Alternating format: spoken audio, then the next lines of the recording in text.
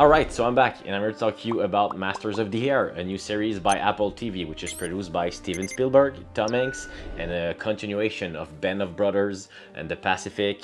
So let's talk about this. What's the move? We lead our boys through.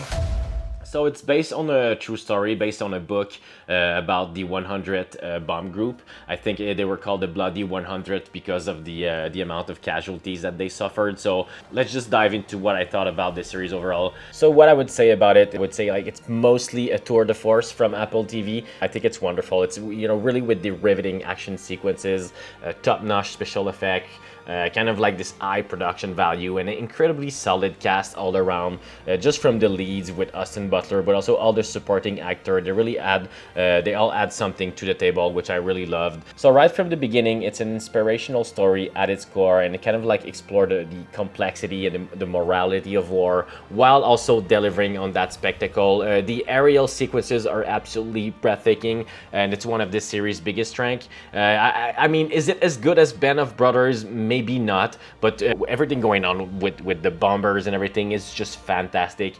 Great spectacle, great special effects. Really loved what they did there, and they don't waste any time. I feel like every episode has like one great action sequences, and they all mostly, you know, really delivered. Just from the beginning, I was hooked with the atmosphere as well. It's really gorgeous as a period piece. For example, just the costume design by Colleen Atwood. I mean, she won 4 Oscars, so but it's also a major standout visually.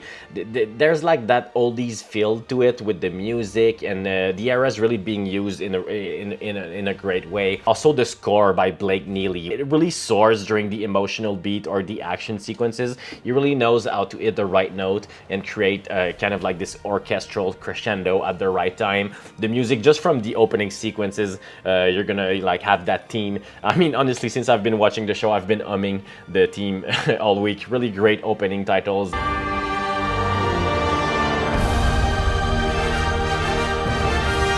Apple are really good at this, what they did also with The Crowded Room, but this opening sequence from Masters of the Air is fantastic. I really loved it.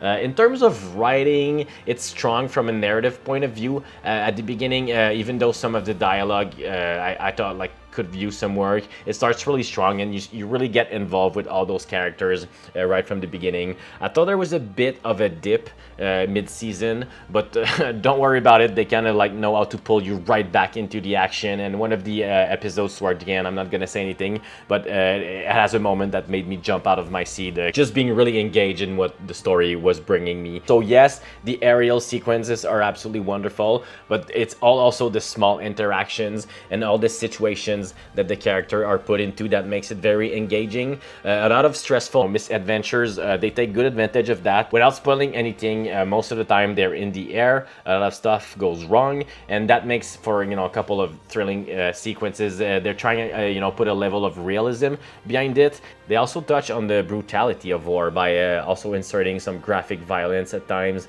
It goes into horrifying territory when it comes to the pure, you know, ugliness of war. It's very, you know, also patriotic on a certain level. Kind of remind me of when I was playing Medal of Honor, the Medal of Honor games, which, by the way, you know, Spielberg also had involvement in this, so it kind of makes sense. But there's this video game aspect to the way that the aerial battles scenes are being filmed, so it's kind of interesting in that way. So one of the reasons it really works is because of the chemistry between the characters, but also the quality of the actors on screen. Not all of them are well known, but what makes it interesting though is there's a lot of side characters and great supporting actors. I'm thinking of Anthony Boyle as Crosby. His character is a huge highlight, kind of like at the art of this series. He's a navigator, he's afraid of flying, but his character has a lot of art and an interesting art that I love to see. So to go back on the look of the series, I feel like the photography is extremely like cinematic, and you can tell that a lot of shot adds Spielberg influence to it. It's very Spielbergian in the way it's shot, with kind of like the lights beaming through the windows and the dust. It kind of like that sense that you would see in a Spielberg movie. But because most of the battle takes place in the air, there's also a lot of CGI in there, but I find it quite enjoyable to watch. It has like that war pulp comic book feel to it, in a way that if you would see like those graphic novels from the 40s during the war, and there's all those covers that look really like cinematic graphic, and it feels like Masters of the Air were able to pull out some of those shots, and it shows that the series cost 250 million, just in the terms of with the sets, the visual effect, but all the attention to details. It's very epic in scope.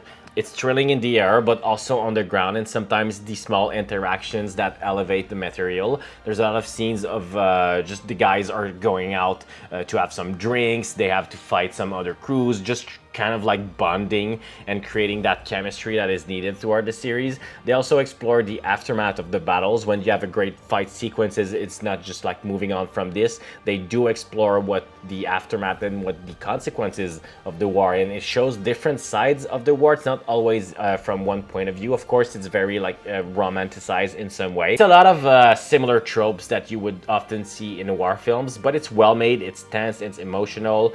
No, it's not perfect. After a few episodes, it became slightly repetitive, not only with the fight sequences, but there's something that happens that I won't spoil, that kind of like the series dip, but it soars back for the last few episodes, and it ends on a strong note, which I loved. A lot of action sequences that would put you on the edge of your seat. The stakes are high. Really love what they do there. When it slows down, it also takes the time to introduce some characters and flesh them out, so at the end of the day, it pays off. Really non-stop thrills, great aerial fight sequences. It's emotional when it needs to be. Some of the relationship between all the characters. It also show a lot of brutality, you know, some aspect of the war that are really horrifying. I think that Masters of the Air is a really great series that I would recommend. So I would give Masters of the Air an 8 out of 10 for just the sense of spectacle, how it's telling its story. It might not be completely perfect and hitting the right note, but if you're a fan of Band of Brothers and those series, I feel like you're gonna have some fun with this, because it really dives into some great action sequences, but also great aspect of the war. And I love Masters of the Air, so 8 out of 10 for this. And yeah, don't forget to like and subscribe, and hit the like button, subscribe button, bell button, all the buttons, ding ding ding, and have a good one.